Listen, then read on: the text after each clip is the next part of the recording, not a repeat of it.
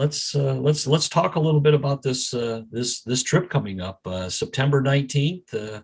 We've got originally we had 10 people. Your sister Bonnie, who had some medical surgery earlier this year, and she has opted to not go. We're deeply sorry about that. I was looking forward to spending some time with her and seeing her and listening to her fluently speak Italian to us all and pointing out all of the masterpieces. But that entire burden now is going to fall on you, Doug Edwards, because you're the master of this I know. this Catholic sabbatical that we're going on.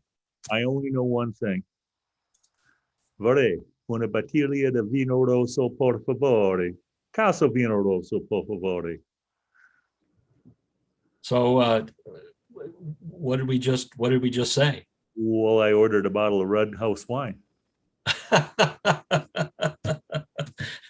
Very good, very good, very good. So we're all converging in Rome, Italy. Actually, on Monday morning, the 20th, we will have left our appropriate departure places. On Sunday, the 19th, most everybody's coming out of Michigan. There's two of us coming out of different parts of the country. Fred Stanuzik is coming out of Florida, Daytona Beach, and I'm coming out of Phoenix. And we're gonna meet early in the morning in Rome. So kind of tell us a little bit about who else is coming to this grand party.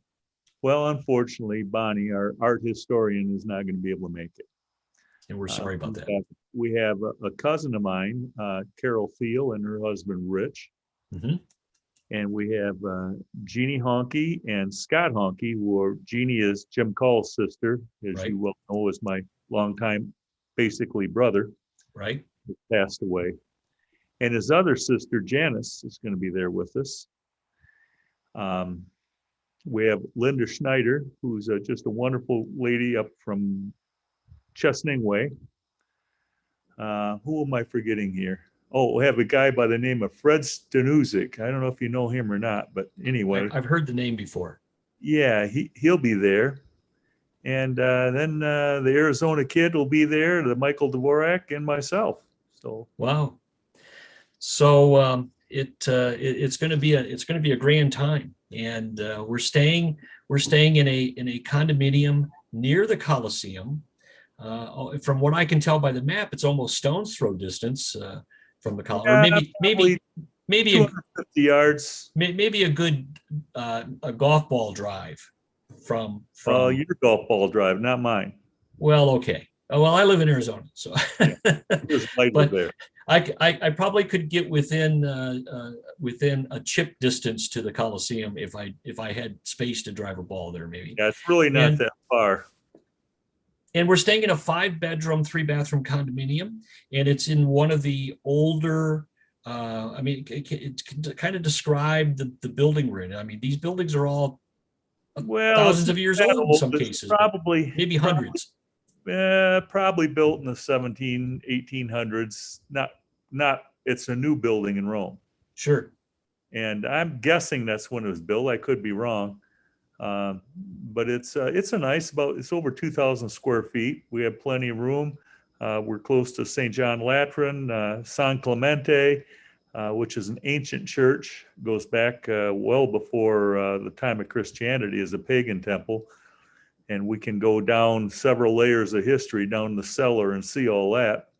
And then the Coliseum is, like I say, a stone throw. We're right next to Nero's palace, which is a park now, but it's kind of a brutal place when you think about it. He used to stick Christians up on pikes and light them on fire for torches, and we're right next to that. And we're close to Via Muriolana, and that's the road that goes from St. John Lateran, which is the true seat of the Catholic Church, not St. Peter's. That's really the true seat of the Catholic Church, is John Lateran. And the Via Muriolana runs right straight up to St. Mary Major, or as they say in Italy, Santa Maria Maggiore. And so we'll probably get there and we'll get ourselves all settled and throw a little water on our face to wake ourselves up, and we'll bebop down the Via Muriolana and stop at St. Procedes, and that's where there's thousands of martyrs buried in the building. And we can see the pillar that Christ was tied to when he was scourged so badly in the Passion.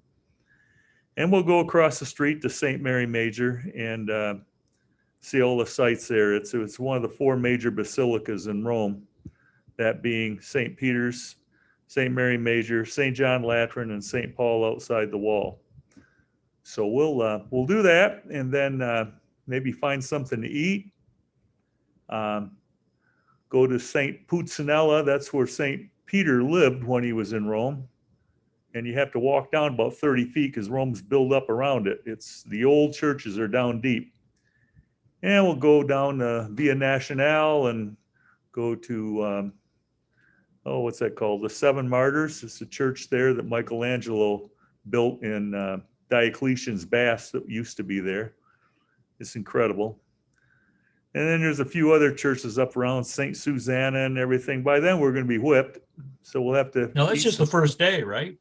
We're just on the first day, pretty much. That's just the first day. There you go. But if people don't want to, that's okay too. They can go their own way and explore. I don't care. I'm just trying to. That's just the first. I don't have anything else planned at all, except we do have on Tuesday.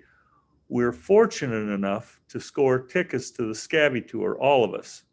And the Scabby Tour is going to get us down to below Rome 2,000 years ago, right?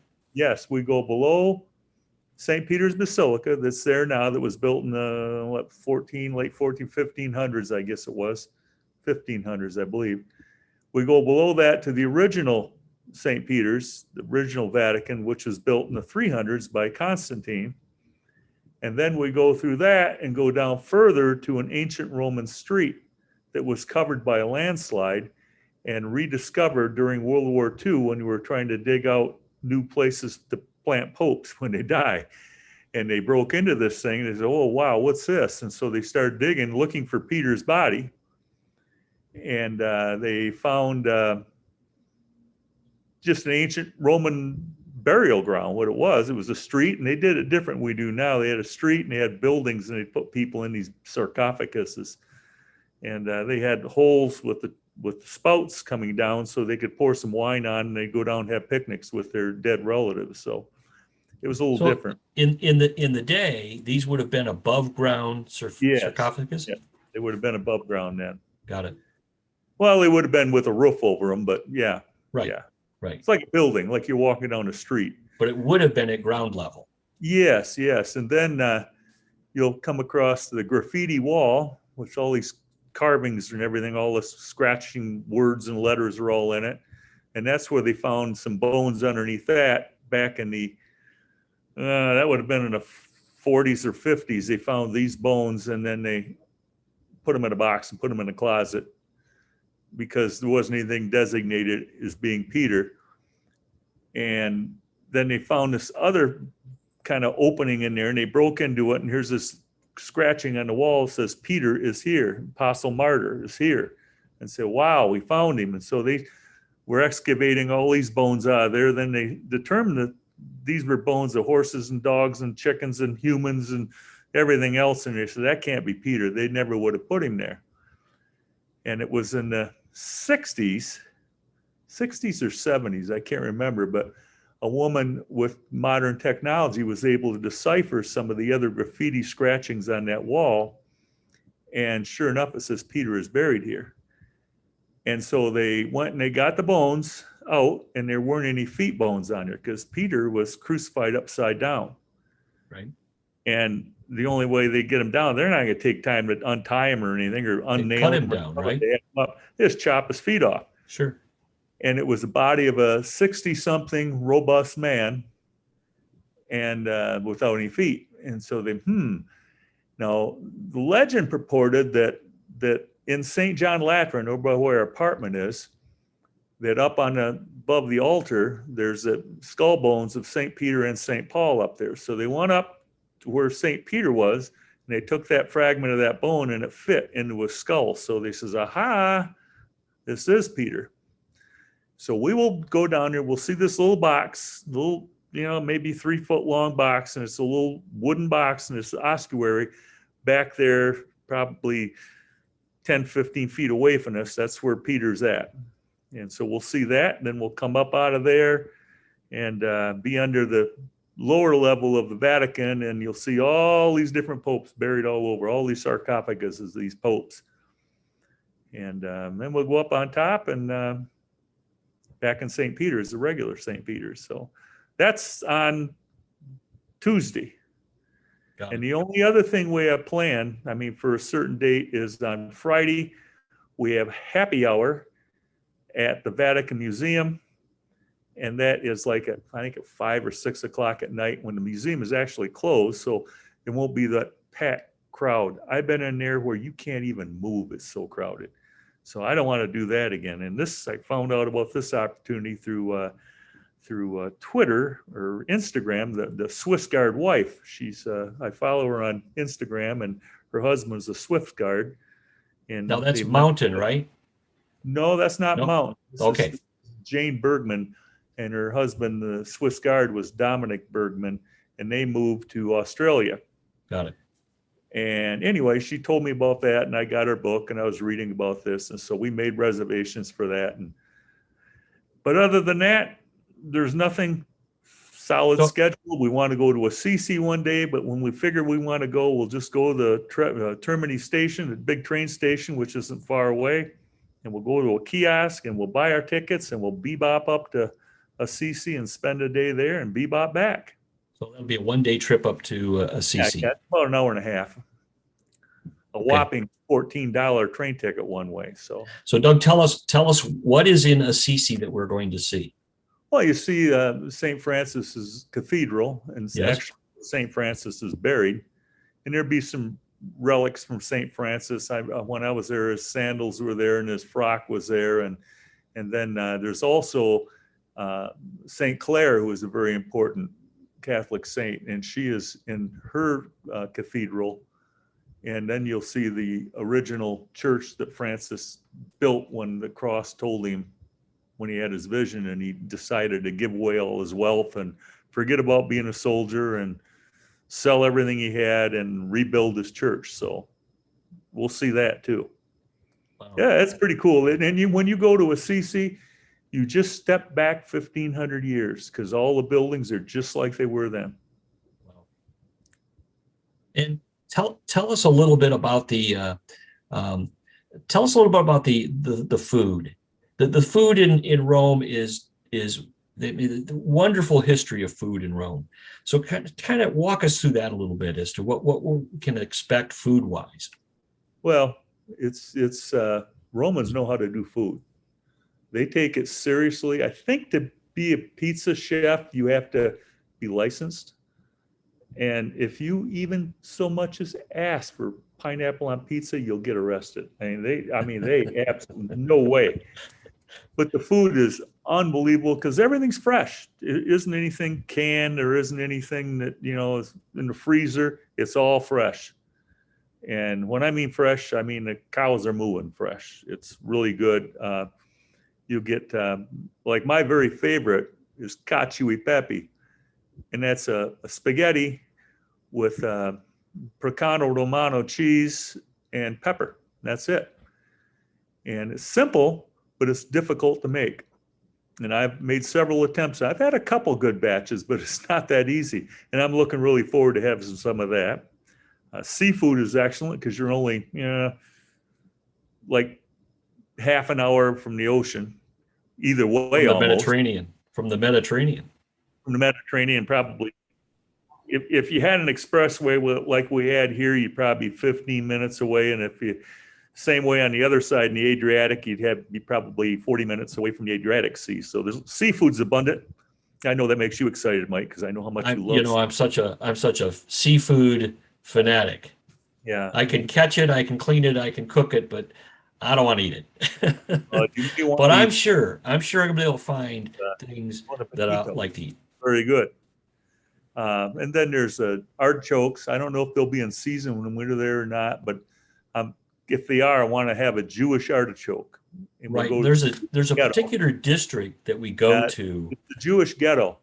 Right. The ghetto used to be across the river in an area that is now known as the Trastevere.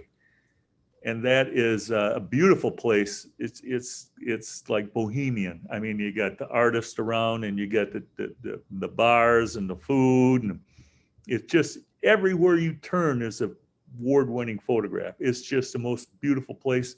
It's incredible. And to get there, we'll have to walk across the bridge that was built in, I think it was 400 BC. And we get on Tiber Island, and there's a hospital there that they used during the plague. That's still there. They still use it. And then there's St. Sebastian's are there. That's where the Apostle Sebastian is interned.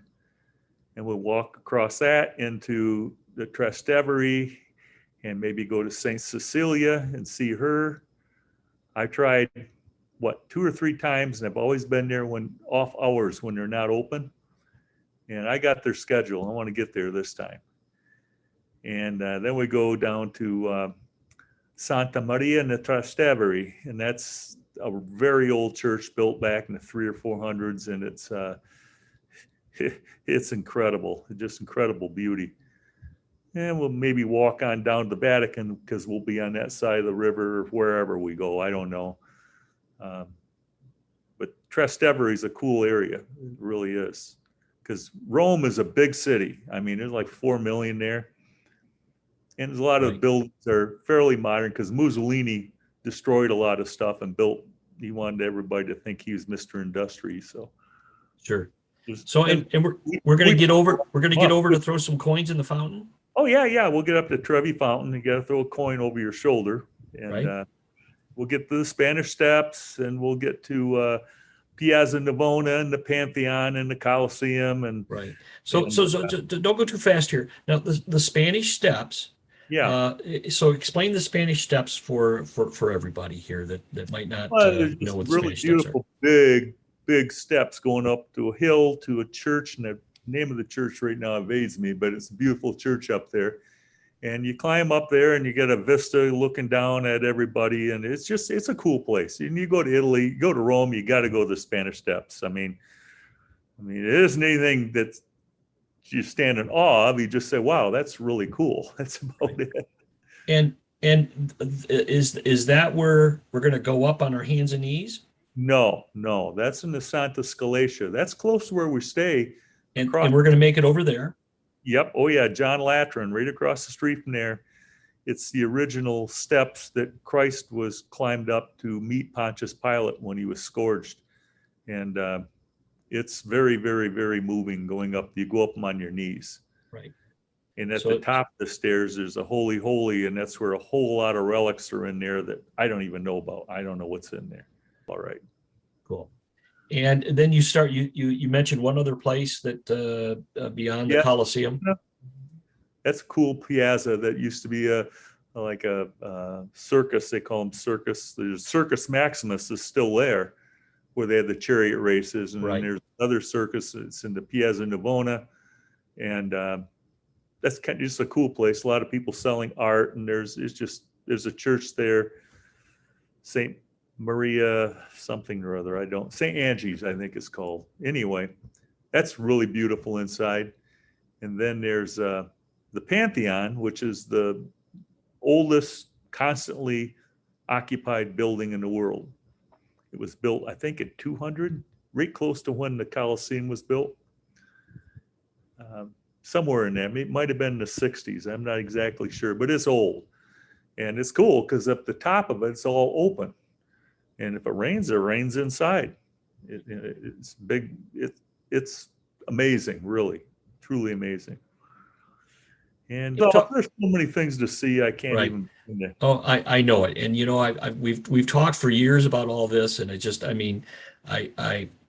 gosh, I can hardly wait to get there. I'm geeked. I'm geeked about going there with the group, and particularly you, because some of the people have been there before and they know their way around. I have not, and going with somebody who knows their way around is really beneficial. But don't get your hopes up. Why is that? Well, just don't get your hopes up. You're not going to leave. You're not going to leave me in some dark corner, are you? I've been there 4 times. and I kind of sort of know where I'm going, but don't get your hopes up. Well, I think listen, my money's on you rather than somebody that's never been there before. Yeah. So talk a little bit about, I mean, we know that Italy has a lot of, and particularly the Catholic Church has a lot of high quality, beautiful art. Oh And I yeah. just want you to just kind of, I mean, we all kind of know it, but in your words, kind of describe some of the things we're going to see art wise. Well, you see the Pieta carved by Michelangelo, and I think he was 20 or something like that. That's incredible. And then there's all kinds of Berninis, and there's Raphaels, and there's Goyas, and I mean, we're talking, you see them in books all the time, and they'll be in a church. We just walk in, and there it is. You've seen it before on your books, and there's the painting, or there's the sculpture, and they're all over the place. The place is just a treasure trove of artwork. I know one church we went into, Seven Martyrs. It looks like kind of ruins on the outside because it was Diocletian's bath, but they turned Michelangelo loose in there and let him decorate it. And you walk inside and your jaw drops. It's just amazing. It's huge. And they have Galileo's pendulum there where you can keep track and how the earth moves and everything. That's in there. Big. It's really swings back and forth. It's huge. And I went in there, and of course, us Catholics, we dip our fingers in the holy water and we do this. And so I did that. And Bonnie says, "Oh my goodness." She says, "That's a Michelangelo." I said, "Oh, okay." So I'm dipping my hands in Michelangelo's work. See, we're gonna miss that. Yeah. With Bonnie not going, we're Bonnie, gonna miss those little nuances. She knew her art, and I don't Yes, know she it does. all. Yes. I don't know it. But then we'll also go to St. Peter in Chains. And that's not, most of these things are less than a mile away from us. They're fairly Right. close. St. Peter in Chains is probably quarter mile, maybe half. But anyway, had the chains that Peter was bound in Rome and bound in Jerusalem. And this Pope, I think it was, I can't remember his name, Sylvester. I'm not sure what the Pope's name was, but he had these two chains and they miraculously linked together somehow, and he doesn't know how it happened. So they hang all up in there, and you can see the chains that Peter was bound in the two cities. And in that same church, there's this Michelangelo's Moses. It's huge, and Moses has horns because back then they thought the interpretation of the Bible was that he had horns, but he really didn't. And so he's got these horns on him, and it's incredible piece of artwork. Yeah, it's amazing. Right. And so, and I do know that there's some places we can take our cameras, take pictures. There's some places that are going to tell us no camera, no cameras, no taking pictures. Most of them you can take photos with. Now, San Clemente, I see where they don't, but I don't know if that's for down below in the scabby they have, or if that's up in the normal nave of the church. I'm not positive. I don't know how that works, but I just, if they say no cameras, I keep the lens cap on. I don't, whatever. Right. And now the scabby tour, when we go down, there's absolutely, you can't even take a camera down there with you. So. Right. And there will be a place for us to place those picture taking technology to while we're down in the scabby. Right.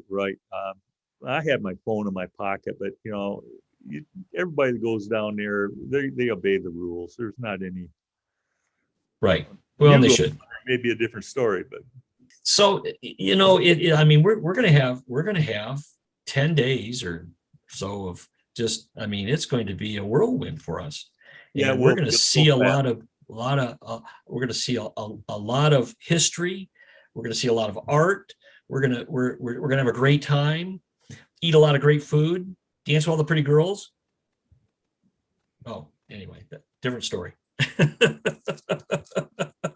Maybe we'll even see Fred Sims while you're there. I don't know. There, yeah. Yeah, we might. But anyway, and hopefully we'll get a glimpse of the Pope. Yeah, Wednesday morning, the Pope comes out for his general audience, and he blesses everybody, and he rides around his Pope mobile, and we Right. try to get a good spot so we can see him on his Pope mobile up close and personal. And maybe get a picture. Yeah, yeah. You think he'll take a selfie with us? He may. You never know. Say, where the heck did you get that haircut? Yeah, where'd you get that awful haircut? Anyway, well, Doug, I'm just geeked about this. It's going to be fun. And the group of people we're going with, we're just going to have a great time, and this is going to be lifelong memories. And I can hardly wait. We're now less than 30 days to arriving in Rome, and I'm just looking forward to it. Yeah. Now you're going to get there quite a bit before us, so you'll have to poke around the airport and. Right, I come in fairly early in the morning, or at least that's what my schedule is now, because my airline has changed that schedule to slightly earlier, and that could get changed back out again. I don't know, but right now I think I'm the first one in. Grab my bag, come through customs, and probably find a place to hang out for a couple hours until you guys all arrive. Yeah, yeah. Then we have a limo reserved. It's really a minibus because there's so many of us, and right. That's all I should, when I walk out, I should see a guy holding a sign that says Edwards or whatever I have registered under. And then I got to go to him. Then I'll be getting hold of you on the phone, and what's nice with the Verizon, it's just like using your phone here. Right. It's $10 a day extra, but it's worth it. It's a good thing. That reminds me, I have to go and get that service ready for the dates that I'm going across. And I've gotten, you got to get your debit card or credit cards, let them know you're going to Rome, because if they don't know, then you show up in Rome, they're going to flag it. That's right. Yep. But if you want to call back to the States when you're there, you always got to put the country code on first, which is 1. Other than that, we're going to kind of chill out. We're not going to hurry, rush, and pound ourselves and try to be a Japanese tourist and run around with a camera and snap everything and run on to the next thing. We're just going to try to experience it and drink it in. And we're going to go to St. Paul outside the wall, see where St. Paul's buried. And hopefully Mount Dvorak, the Catholic traveler, he hasn't answered my email yet. I'd like to set up a tour with him. That would be nice. Maybe down to Trefontaine, which is where Paul lost his head. And in that same area, there's a lot of catacombs, and there's St. Paul outside the wall. And it's probably about 3 miles south of our apartment, so I really don't want to walk it. Can we take a bus? Yeah, we can take a bus. $1.50 €150. That's what it is. I think we can budget that in. One way or the other, we'll go there. That's one of the major basilicas. You have to see that. I think we should. Built by Constantine again, and it had a big fire and burnt in the early 1800s, but they rebuilt it using most of the same materials. So that's a pretty cool place. Wow. All right. Doug, thanks for taking this time to chat with me this afternoon, and to kind of lay out what we're going to do and where we're going to go, and just to kind of build a little excitement for everybody as to this upcoming trip. Hardly wait. Everybody's. It's the pilgrimage has started. It has. I've already. It's in my daily prayers and everything. The pilgrimage is rolling, and it's begun. It began actually 40 days before. That's when I started my novena for us all. Doug and everybody else, stay safe, and safe travels as you're going about your business and on the way to Rome. We'll see you in Rome on the morning of the 20th of September. And Doug, arrivederci. And in the meantime, I'm Mike Dvorak, and God love you.